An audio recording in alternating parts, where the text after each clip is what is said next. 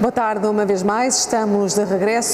Once again, we're back for another moment of eHealth Summit, the second day and the second part of what is the work that's going on this afternoon. After a short pause, we'll bring back on this stage the topic Health and Justice against the backdrop of digital transition. Two topics that interconnect health and justice on a parallel tracks in the digital world. The Secretary of State for Justice, please, I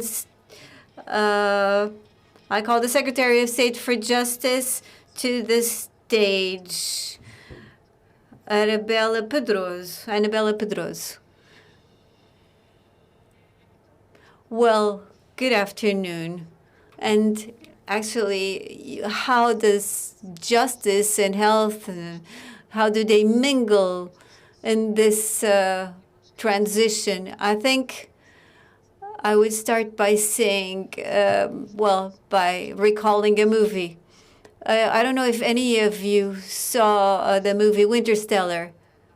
At the time, I was struck by it. And why this introduction? Just to say that, in fact, the events, no matter what they are something that cause a multiple number of options. Sometimes we work in parallel, sometimes we cross our paths, sometimes we study the possibility of working together. But anyways, the decisions and what we're going to do can make a difference.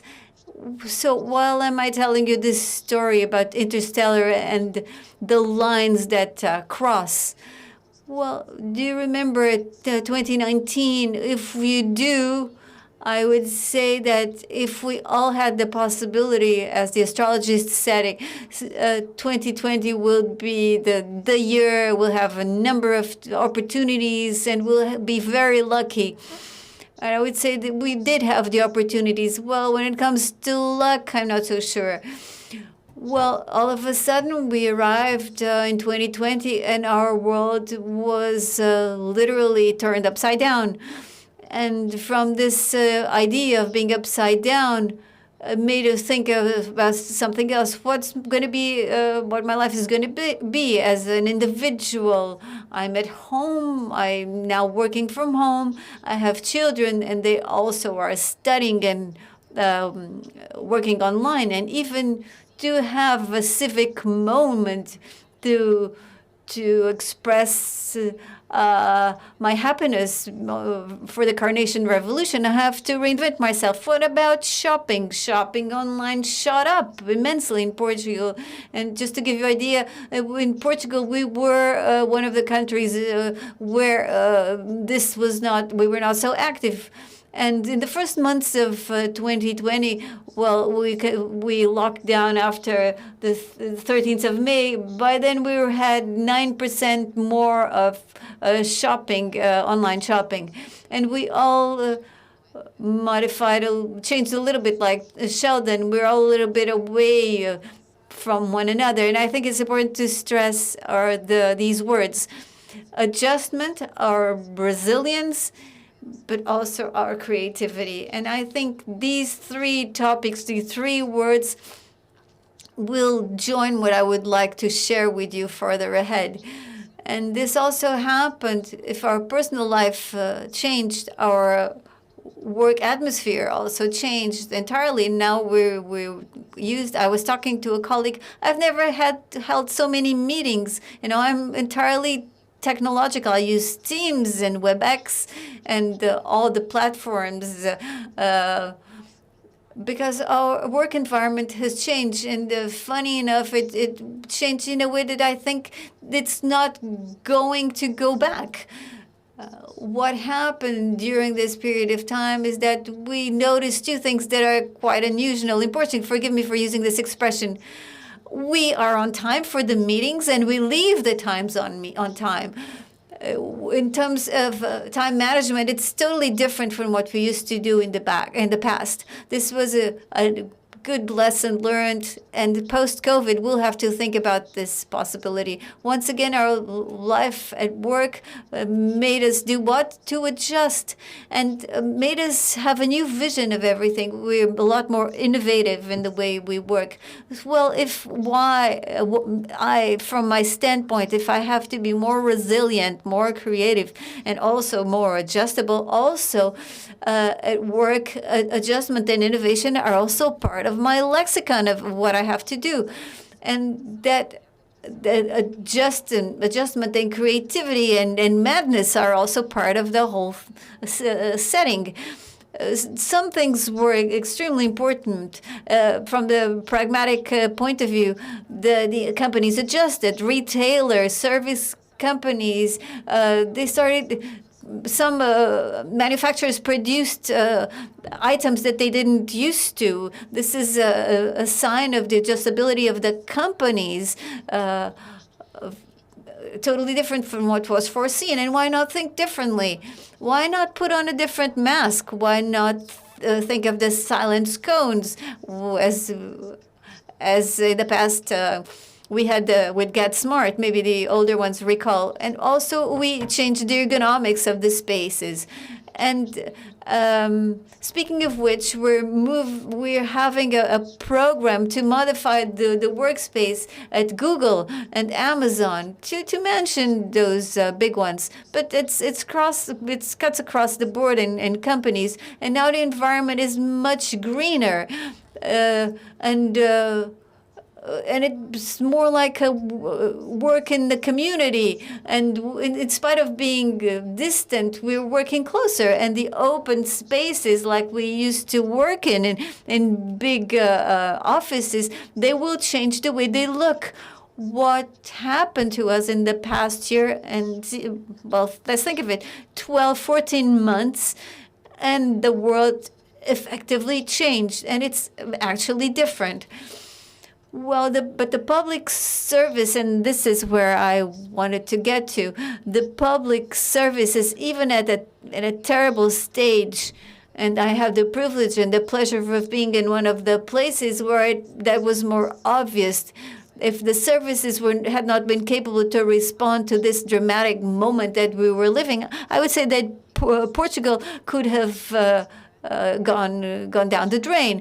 And my pride as a civil servant, I pride myself in the quality of the work that everybody produces any time of the day and night. And this happened in the health sector and in all areas of essential services, but also in service provided in the service areas, notary publics, social security, public help desks.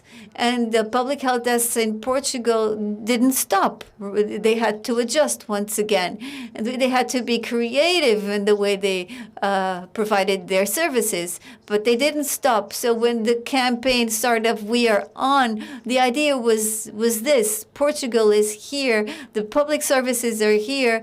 And Portuguese citizens are not left to their own devices, or not abandoned. But it could have happened. But justice also adjusted. It didn't stop. It was hard to adjust, but we swiftly adjusted and were able to respond. You probably don't know, but in 1 month and a half, we set up 600 virtual audience rooms. Well, all you had to do is put a computer and a camera, you might say, but it's not just that, you well know. There's a whole lot more. We need 2 more things, digital literacy, for example, and even the training of those who are present, they don't know how to behave. So this change in paradigm, also in a courthouse, became a major change, and it may be a strategic change looking into the future. But that does not happen just in the courtrooms. We were also did it in the notary publics, and also in mediating trials in courts. We were able to take we were able to deal this in arbitration courts. In May, 3-4% of our workers were working from home, and the change was radical. We didn't know back then how to deal and monitor all this work component, labor component. And nowadays it's so natural, and it's such a normal way of working, where part of the workers are in the back office or at the help desk, and some are at home and in their own space. And I think this is the point. I think, frankly, that technology, I have the lights in my eyes, but that doesn't happen as regards technology. Technology is part and parcel of our lives. There's no one here, but I invite people at home to who, and I would ask you, who doesn't have one mobile phone or two, or a smartphone, or plus a tablet or a computer? Nowadays, hardly anyone does not use technologies. Technology is part and parcel of us.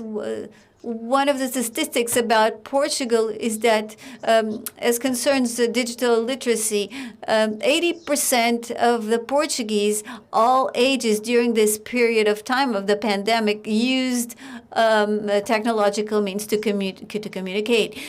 80% of the Portuguese nationals, and also drives us to another component now that having to do with the public sector. The IT is a difficult field where sometimes we even have some difficulties in communicating.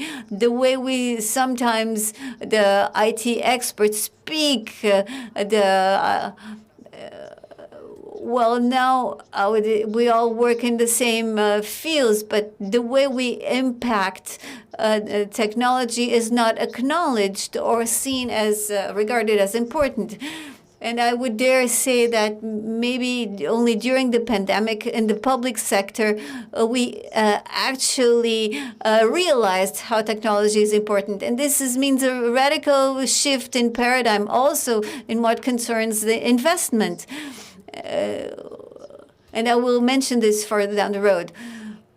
And this drives us on to this other aspect, which is the challenges that we face as public servants. With the pandemic, what happened is that society almost anticipated what would be the adoption of technology. And now we think that we moved ahead 3 years in what as regards the use of technology. 80% of the Portuguese used technology to be able to communicate, and now also to shop for items for their homes. That means that society is changing, that the concept of digital literacy that came from the past also has to be revisited. We have to look at it in a different way. We have to understand what it means to know or not to know how to use technology. I would say that the biggest problem that we're facing, and please forgive me, this is probably our biggest challenge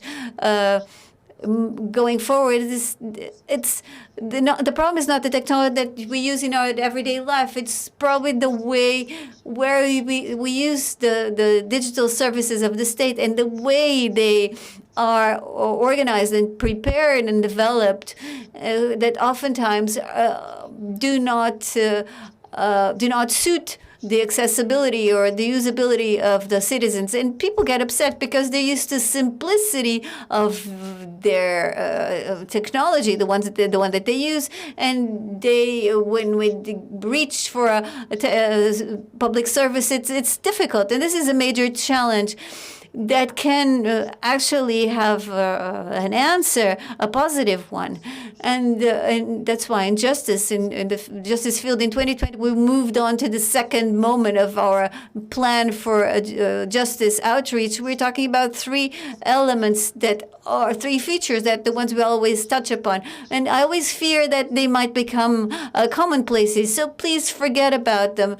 And let's try to retrieve the meaning of the words. And the first one is outreach. And in the case of justice, the justice of outreach is one that is accessible and is ready to serve the needs and access to justice. The second one is a more humane justice. It's not just the issue of being close,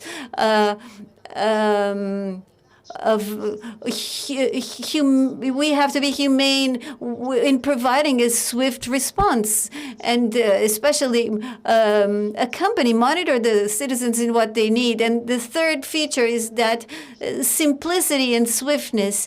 And swiftness means that providing the necessary public service in the case of a courthouse, in useful time for any session, but there are also procedures that lie behind it. But there's also bureaucracy that can be contained in certain procedures, being in a notary public or in any other service, in a registrar. So swiftness, proximity, outreach, and humanization are three crucial features of any program, regardless of the fact that we are in the middle of pandemic crisis, where we stopped having exchanges face-to-face with anyone. This program still makes sense because, well, all the same, we moved on with a first idea. During the pandemic, we had a serious problem. How would we still give out ID cards? From May onwards last year, we started out with new initiatives. I only recalled some here, but just to stress something that I was saying a while ago, public services, when they're called to do something, when they are called to be there, they are, and they're called upon to do something, they do. Sometimes we have several problems, even from the standpoint of investment. But in a moment like this, it may seem like very little, but in May, June, we started by sending SMS ID cards via SMS, saying, well, if you're over 25 years old, you don't have to go anywhere. And the SMSs were very effective. Sometimes it was hard when people couldn't deal with the code, but there was a little code inserted. But what we could do for people not to have to go to a public service. And then there was also the decision to extend the validity of the ID card. During this period of time, we sent and received around 1,700 SMSs. Then there was a project of not having to go get the ID card at the office that delivered it, but receiving it at home. So, well, we realized we didn't have the possibility of sending it out to the citizens. So that's why there was another project that came up in September 2010, which was with to deliver the cards at home with the post office service. So the service. The public services, the private businesses, the way we all work together, that allows us to gain trust. And at that time, maybe we could have done something even better. The citizen doesn't have to ask for anything. The state will say, well, your ID card is about to expire, so here are the codes. You don't have to do anything. Just wait for it at home. Well, all you have to do maybe is pay. That's all we ask from you. This shift in paradigm is something that we did as early as in the beginning of this year. And at this time, look, the model is closed to people over 25 years old who don't have any modifications in their date. But there's 70% of the Portuguese population, if I can reach 70% of Portuguese population, the remaining 30% will have to resort to a different type of services. Minors or having to modify data. We can have to consider the possibility of even dematerializing it, that possibility of introducing change. But we were able to impact the lives of people who elsewise would have to go to any help desk. And this happens in Portugal as abroad. We have a partnership with our colleagues from the Ministry of Foreign Affairs, and the consulates, they receive the ID cards and then they send them to our fellow citizens scattered throughout the world. I think that what happened was the chance for change has also ties to what is most important. We are here because someone needs us. They actually need us. And what for? This was the first project that we launched at the time of the pandemic. And the second one is one that has a lot to do with health. We did it in the health sector for the first time a few years ago. A number of years ago, we launched an initiative which was to be born citizen.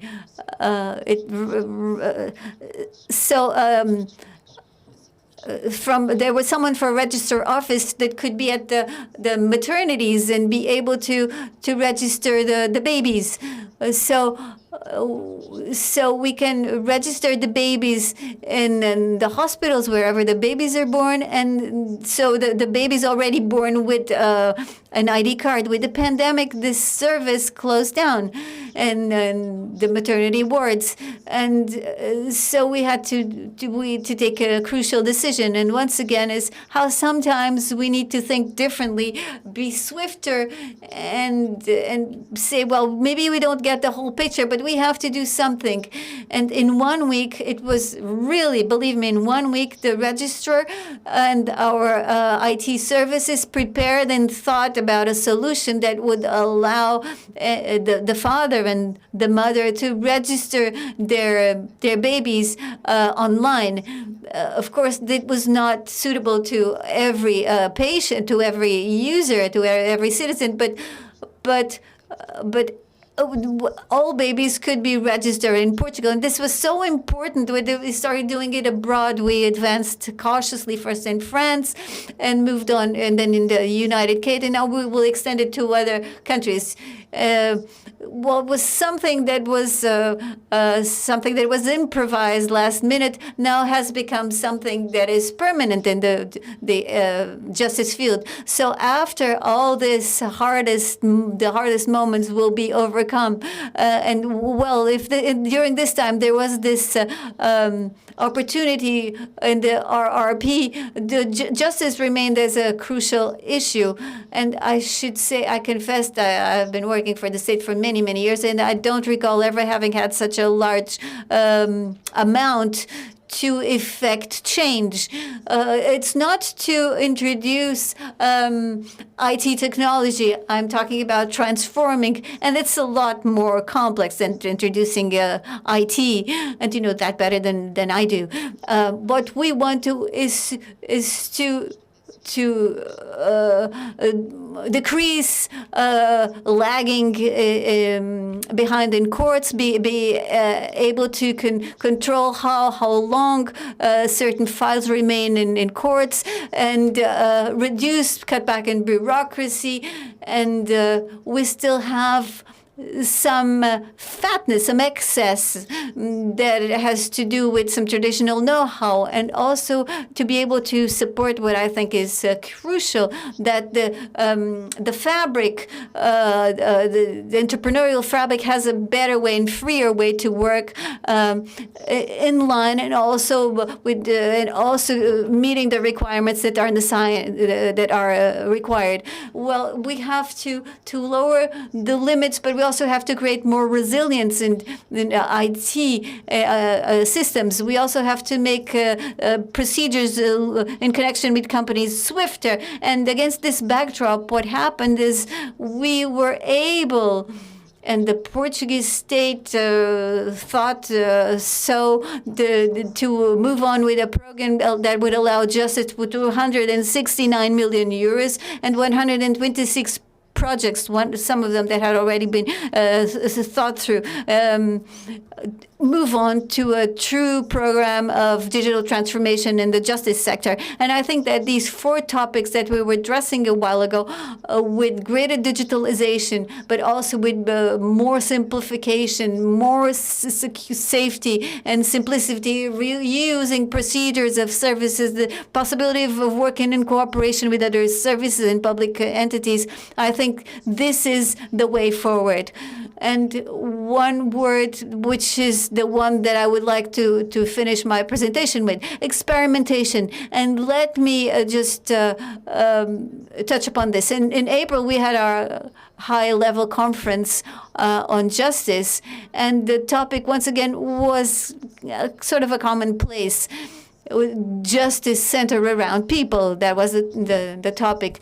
And this expression meant that, well, let's go break down this sentence and see what we can do for the citizen. And then we invited Richard Sunskind, who was with us, and he said an essential sentence that was crucial for the conference. If we want to do different in the justice sector, and I think for all services applies what he said, but if we want to make a difference and change the paradigm, I don't think we shouldn't continue to automate the existing procedures. We have to look differently from outwards inwards and see why we're doing it. And this shift in paradigm that he applied to justice in a very tangible way, I think has all to do with other people at the conference said that we need to think in a totally different manner. We had to have the possibility of experimenting another outlook. We need to have new commitments, converge of thought within and without the administration, but also have a new culture. And to us, the materialization of RRP will be the greatest challenge that we're going to face in the upcoming years, because we will need to see who with who and why we're going to act and do. And this component of governance is not a simple thing. The other one has to do with preparedness. And that is not just being able to manage projects. We have to know why they're doing and being able to control them. They have to have the literacy that we were mentioning a while ago. And we need to look inside the organization. And we need organizations that are more sturdier to be able to do it. But we also need something else. We need to design our procedures and our projects in a different way. We can't take 10 years to develop an app, neither 2 nor 5. We have to develop them very fast so that have an effective impact on the life of people and companies. And that's why the SWIFT methodologies are the ones that where we have to work upon in justice. It hasn't been easy. It's an entirely different culture. But let me tell you, if we test at a small scale, like we did in several projects, if it's okay, we'll move on. If it doesn't work out, well, at least we tried. If we were able to bring everybody together, internal, stakeholders, if you can have people in courts speaking their mind, we have to in saying how much it will cost. I think we have the correct formula to move forward. I would like to share just an idea with you, which is 3 years ago we created a physical space in the campus, the Justice Campus, where people meet to think different. And I believe that if I'm in an environment where I can freely think, I can think better. Like when wearing a mask, I can think. So the fact that I'm in an atmosphere where everything propitiates sharing, and we can even say silly things, but it fosters reinvention. Well, that makes every sense. And here in the justice sector, something wonderful happened. We created a hub, and then everybody went there, and the very organizations on their own created their moments of innovation, their spaces of innovation in their in-house.